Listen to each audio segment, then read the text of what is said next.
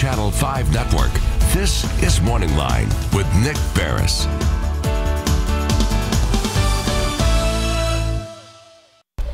Good morning, everyone. Thanks for joining me on MorningLine on this Wednesday. Nick Beres here, and we've got a good show on tap for you. We're going to open up the phone lines for a lot of phone calls for you. We're going to be coming to you today, not only here on the Plus, News Channel 5 Plus, cable channel 250 on most cable servers, and in addition to that, we're going to be coming to you streaming live on newschannel5.com on Facebook. So you can get on there, and I'll be monitoring your questions and comments as we go along that way. So join us there as well on Facebook right now as we talk with Davidson County Sheriff Daron Hall.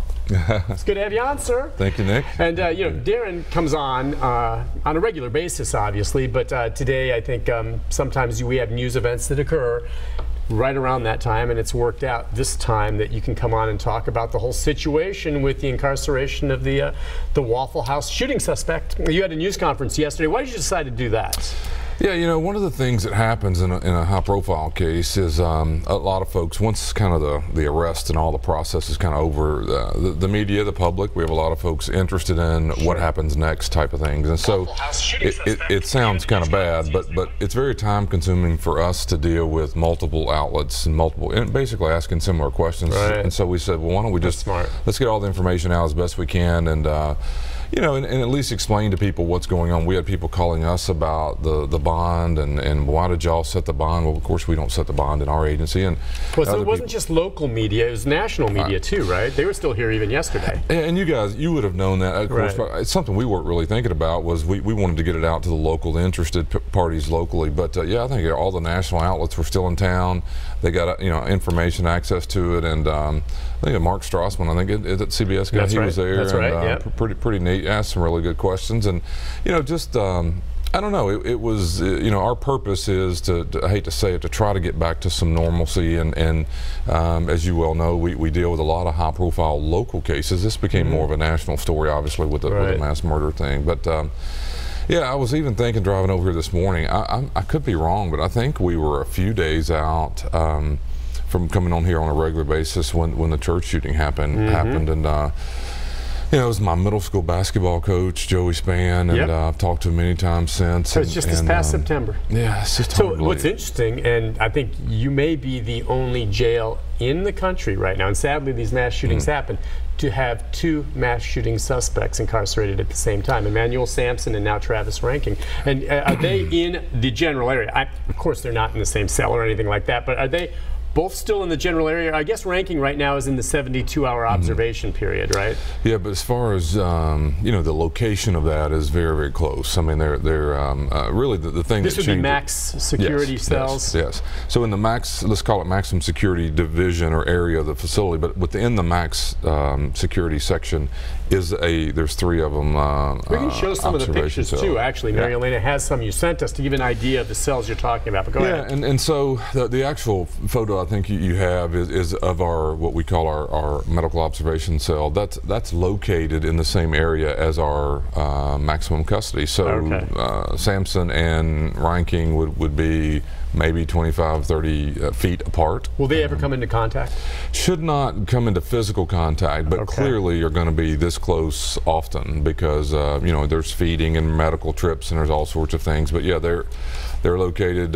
We received some interesting questions yesterday and thought they were appropriate during the press conference about how were they treated differently to this point. And the truth is hardly at all. It should be very similar.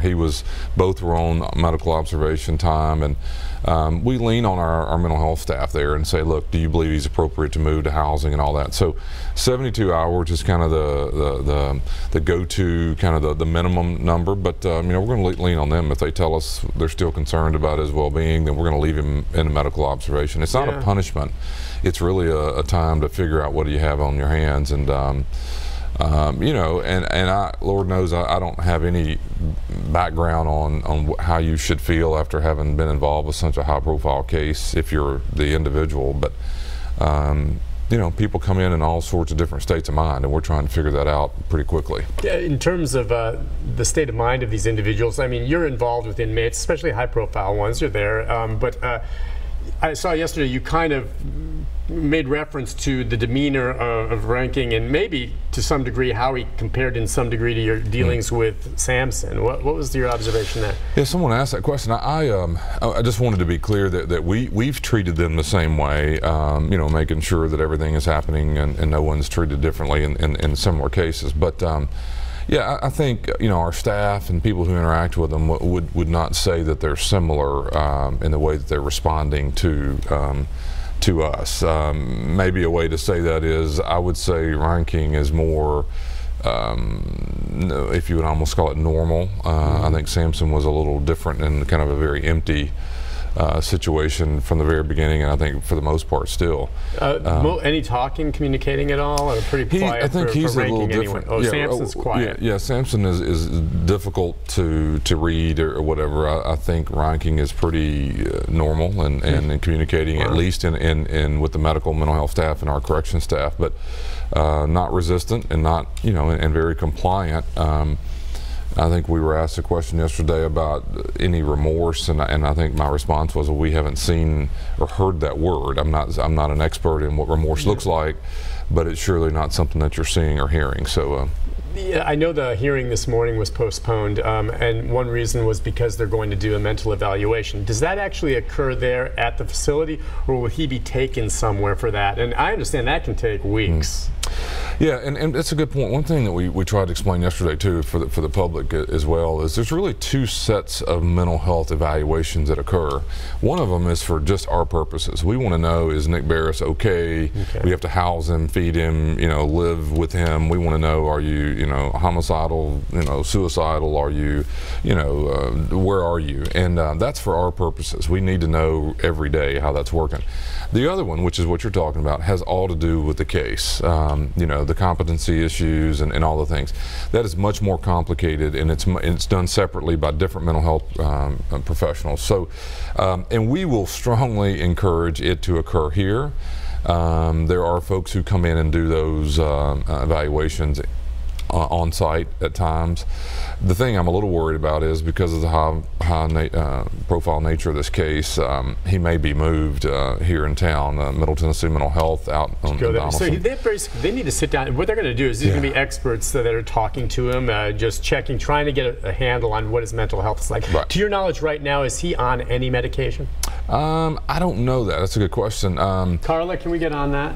He would have been evaluated. He would have been evaluated upon a booking, and then I just don't know if he's taking something. Is he beginning given tranquilizers? Is he beginning painkillers? Is he on some kind of antipsychotic, to your knowledge? We wouldn't be able to say what it is anyway, but that would have occurred upon the assessment would have occurred upon being booked the very first night. You know, and then that follow-up occurs within 72 hours of any inmate. That's exactly how it works. Right.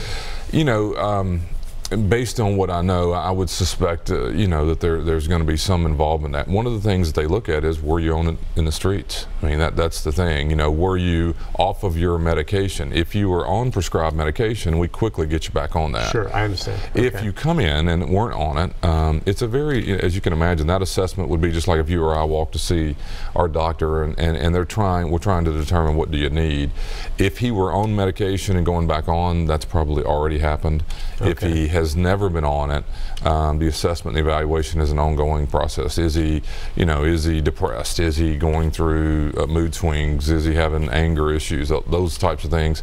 We have to know that because of our housing and what we're going to be dealing with. But from a mental health and a medical perspective, they go on your history of such. And I think we've all read enough about some of what's been written about him where, you know, I think the family and other folks have reported that he's had, if not mental health treatment, he's had some episodes, I think, that we would all question. So, have you, okay, the only visitors he can have now, and the only one, I suppose, would be, unless there's a medical emergency or these doctors who are going to evaluate him, would be his lawyer. And he's been assigned a public defender at this point. Has he already met with the public defender? Yes. Has met with the public defender. Have there been any contact made with any of his family members? Not personally, but have they made calls or anything like that? So what we would do, and by the way, the only other one that's the exception that could visit now is clergy. We haven't had anyone meet with him yet on that. But yeah, so public public defender, and by the way, usually what happens is, in this case, I think a public defender went out and met with him. At his first hearing, they will establish, a lot of times, a court will appoint a person to represent him. And so I don't know that the public defender that went out will end up being his lawyer, but they want to make sure he has had access to an attorney even waiting his first appearance. It wouldn't shock me if they assign an attorney, or in some cases family may pay for one once they get to that first court date. But what will happen from a visitation standpoint, given that he's not from here, it would shock me if he has a lot of visitors going forward, unless something changes. But he has to actually produce a list of people he wants to allow to visit him. Once that list is produced, then we screen that for a few things. We make sure, and then we load it into our system, and then that allows a visitor. Will he have, I'm sorry. No, and will he have access to a phone as well if they don't visit? He can call someone? Yes. Okay. 2 hours a day. Now that's not all for phone, but 2 hours a day is all he'll be out of his cell. During that time, of course, showering and then some other things have to occur. But he during that window of time, he would be allowed to use a traditional phone. As we go to the break, does he have access, and maybe not in the 72 hours, we're going to show you what the cell looks like when we come back from the break, but to TV or any kind, can he follow the news right now in any way? No. Does he have a book he can read in there? You give him magazines? Is there a radio or some form of music? Yeah, let's do it in two phases. During this window, we're under this first medical observation, 0. He's just in there, right, because sleeping, sitting around. Right, we don't want him to have access to anything he could harm himself with and all. So let's excuse that, though. Let's say midweek this coming, or the weekend maybe, he would be moved to what you would call maximum security, and there is a TV on the outside in the day room area that's controlled by us. He eventually will have access to reading materials and so forth, whether he purchases those or some are donated, of course, by other folks. But we issue those and take them back up, and then eventually he'll be allowed to have some stuff in his cell. But it's a very restricted, as in the old ways you would call it, maximum security lockdown unit.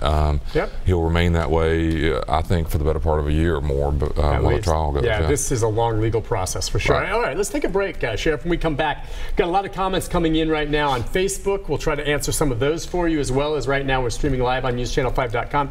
And the phone line's open. If you're on hold, stay there. We've got some lines open, 737-7587. If you have a question for the Sheriff on this case, of course, it's the main topic of conversation, but you know what? He can answer other stuffs too if you have questions about the jail and all of that. We'll be back with more right after this.